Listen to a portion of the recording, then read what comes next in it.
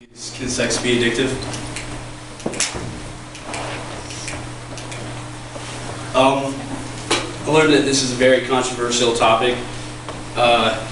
Addiction is defined as something that you have to depend on. Like, for instance, like cigarette smoking has nicotine in it. You always have to depend on it. The more and more you use it, like I said, like sex depends. You know, do you really have to depend on sex? It's just very controversial.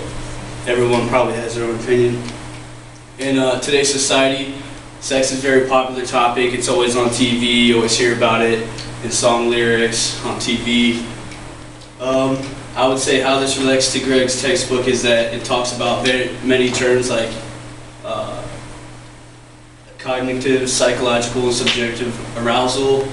It talks about a thing called a pleasure principle. It's like defined as something that once you try as hard as you can to get something, and once you get it, you're a pleasure. I would say there's a bunch of supporting topics. The first one, my first research that I found was the science of sexual arousal. Males and females both have chemical reactions during intercourse. What that could be a part. Research shows that continuous sexual arousal leads to sexual addiction. The second resource I found was understanding sexual addiction, complex problems, behaviors, and successful treatments. Like people that come in and say they're addicted, there's treatments you can come in and take. Addicts have to understand what a healthy relationship means.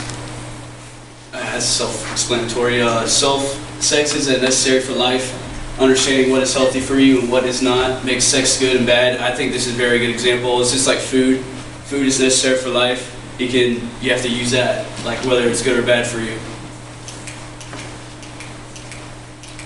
Here's another supporting slide.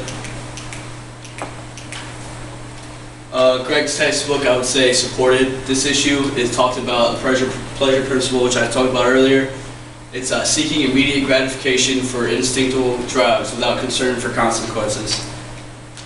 Sex on the brain, that resource talked about sex is just as serious as other conditions. It releases chemicals to produce a high.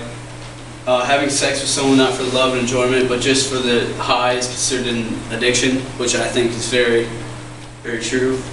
Sexual addiction shows statistical proof of people that are addicted. This resource I found showed whole kinds of percentages of internet porn, people use magazines and all this other kind of stuff. The kind of refuting side would be, I found research on Tiger Woods, as all you guys know, that he came out as a sex addict. I think that this was just used as like, kind of because he was a celebrity, he fought back on the saying, oh, I was a sex addict, that's why I cheated. So it was kind of like an excuse we gave him, like, okay, he's free to go, he's an addict. I think just using a bad decision, he just uses this as a cover-up. I don't think he's an actual addict.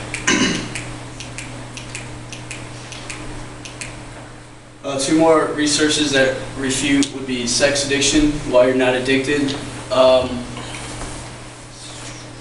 It's not even addiction listed in the American Psychiatric Association. It's not even listed under an actual addiction or a problem. People just say it is. Another resource, sex addiction, recovering from a shady concept. People in this resource, people would say the devil made me do this, or that's a common phrase that they use as like a cover-up. And people just need to like take responsibility for their actions. If they make a mistake, just like man up to it. Where I stand, I would say that I do not support this. I believe that you're not an addict. Like I was talking about with my refuting, is that people just say they are. It's not really even in there's an actual book that has like a bunch of addictions and stuff, and it's not even in that. People just use that as a cover-up, and I think you have to just take responsibility for your actions, and here's my resources. Thank you. Great, thank you.